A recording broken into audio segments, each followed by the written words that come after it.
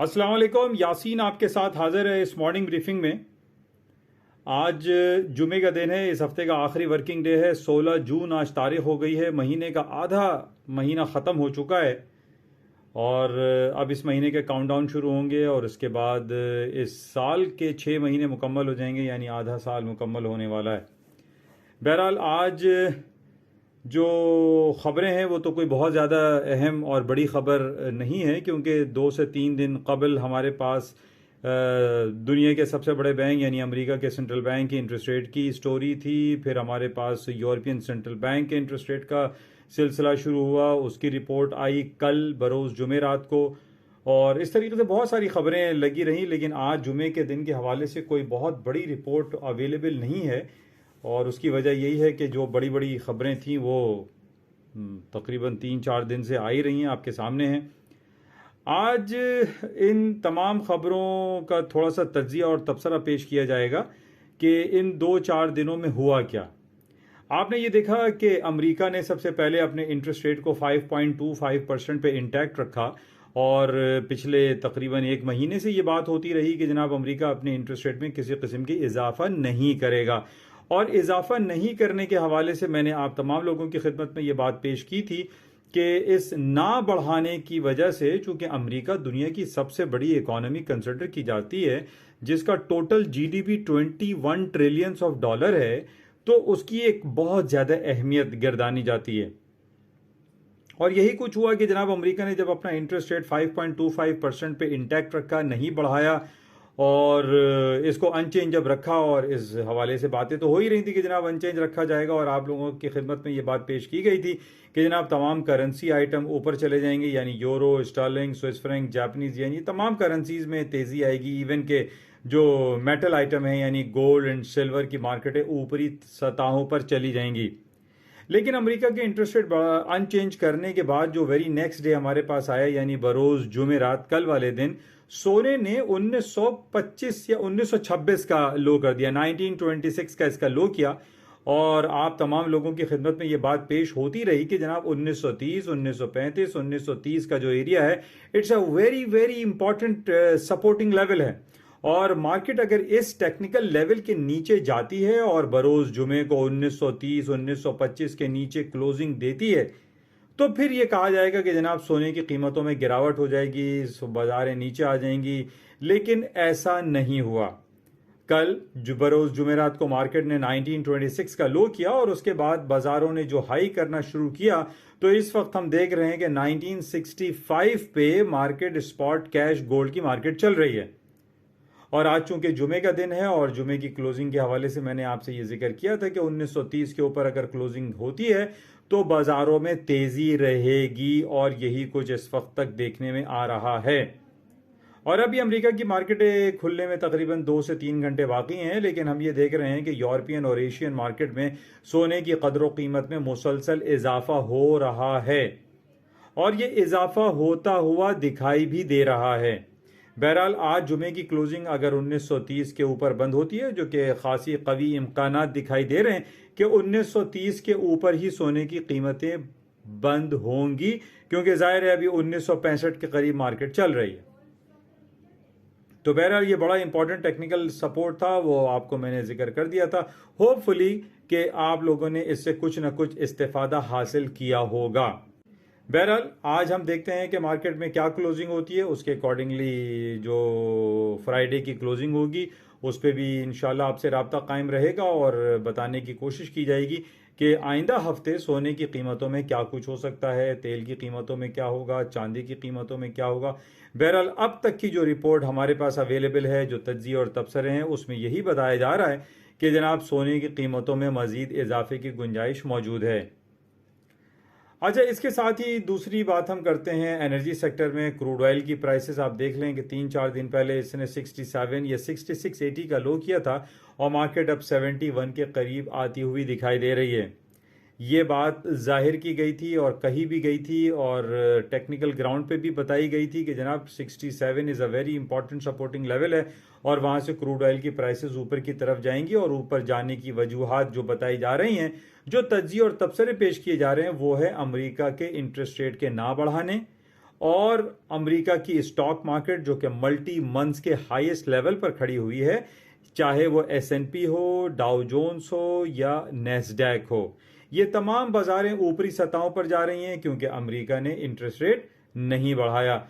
हम जानते हैं कि जब इंटरेस्ट रेट नहीं बढ़ाया जाता तो बोरोइंग कॉस्ट हमें कम पड़ती है, इजी पड़ती है। वो तमाम बड़ी बड़ी कंपनीज और इंडस्ट्री जो कि सेंट्रल बैंक और कमर्शियल बैंक से बोरो करते हैं, उनके ऊपर बोझ कम पड़ता है, और जब बोझ कम पड़ता है तो स्टॉक मार्केटें तेजी की तरफ गामजन हो जाती हैं। और यही वजह है कि जब स्टॉक मार्केटों में तेजी दिखाई दे रही है तो उसके अकॉर्डिंगली हम ये कह सकते हैं कि तेल की कीमतों में भी इजाफे के इम्कानात मौजूद हैं। और यही कुछ हुआ कि टेक्निकल सपोर्ट $67 पर बैरल के सपोर्टिंग लेवल को इसने होल्ड किया और मार्केट आज 70 और $71 के करीब चल रही है। और उसकी वजह क्या है? और वजूहात आपके सामने हैं कि सऊदी अरब मुसलसल अपने प्रोडक्शन को काटता चला जा रहा है। तो ये भी एक फैक्टर है जिसकी वजह से कहा जा रहा है कि तेल की कीमतों में इजाफे के इम्कानात मौजूद रहेंगे।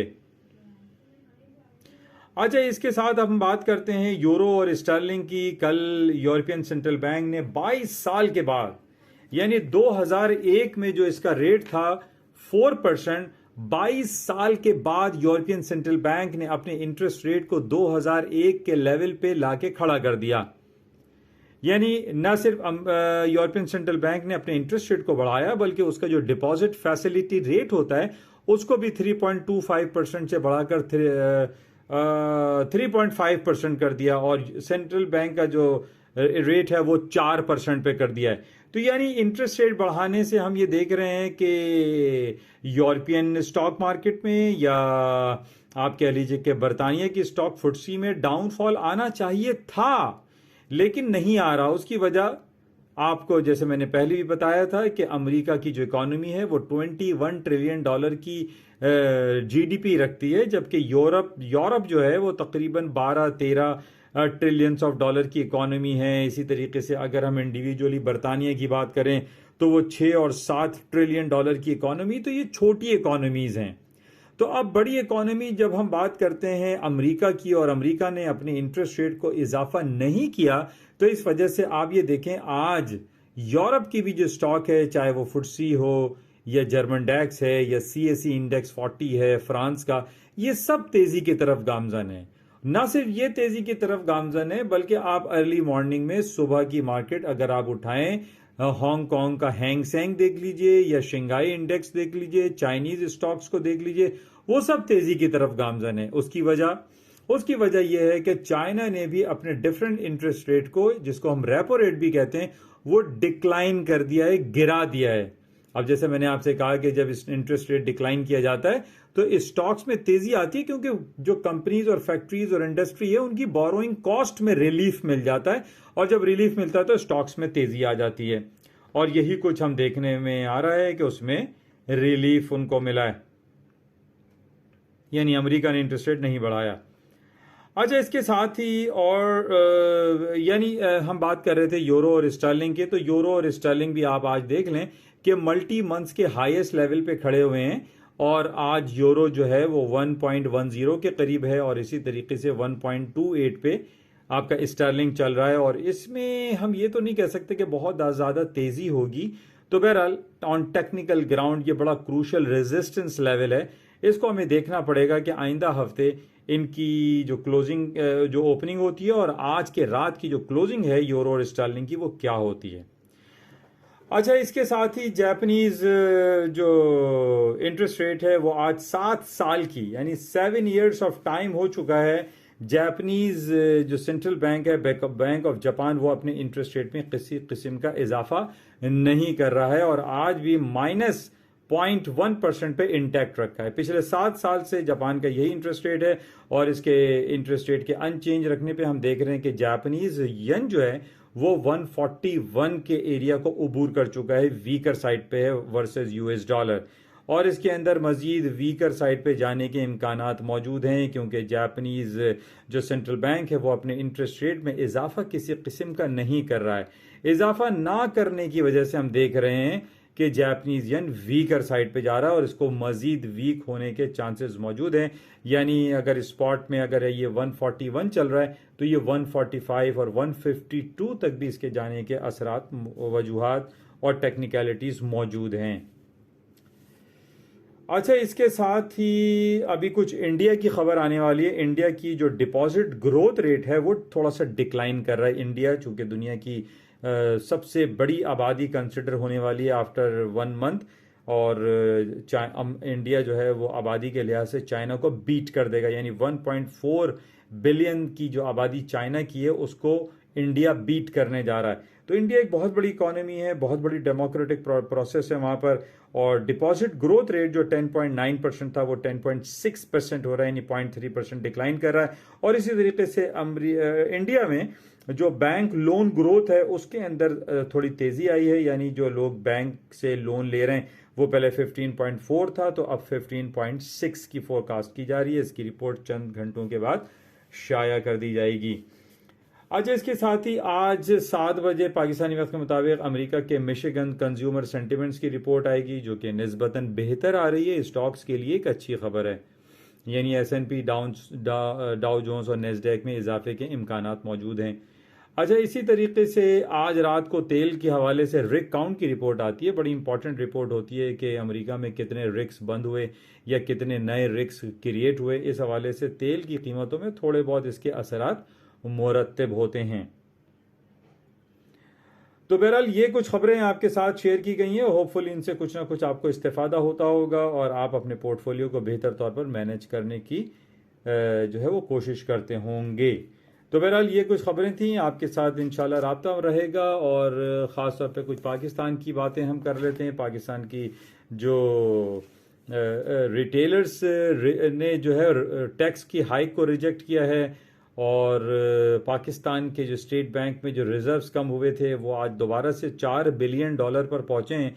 107 million M for million dollar का इजाफा हुआ है, तो $4 बिलियन दोबारा हो गए। लेकिन अभी तक जो पाकिस्तानी रुपए पे प्रेशर है वो बरकरार है, और 300 से ऊपर के भाव में आपको डॉलर ओपन मार्केट में मौजूद है या मिल रहा है, जो कि अभी भी ये शो कर रहा है कि पाकिस्तान के जो इकोनॉमिक हालात हैं, पाकिस्तान की जो पॉलिटिकल अनसर्टेनिटी है, उसकी वजह से स्टॉक्स में, पाकिस्तान की करेंसी में इतना ज़्यादा पोटेंशियल एग्जिस्ट होता हुआ दिखाई नहीं दे रहा है।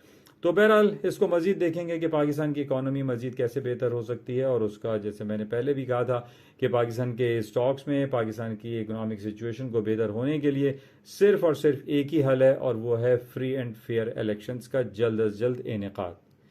तो बहरहाल ये कुछ खबरें आपके साथ शेयर की गई। इंशाल्लाह फिर रब्ता आपसे रहेगा। आज रात की क्लोजिंग में भी हम चेक करते हैं, और इंशाल्लाह हफ्ता इतवार की छुट्टी के बाद कोई 2 दिन कोई ख़ास खबर हुई तो आपसे दोबारा रब्ता कायम किया जाएगा और आपके साथ वो बातें और वो खबरें शेयर की जाएंगी। थैंक यू, खुदाफिज। जाते हुए आपसे गुजारिश, इस यूट्यूब चैनल को लाइक करें, शेयर करें, सब्सक्राइब करें विद बेल आइकन, और दूसरा प्लेटफॉर्म yasinanalysis.com को आप ज्वाइन भी करें। Thank you, खुदाफिज।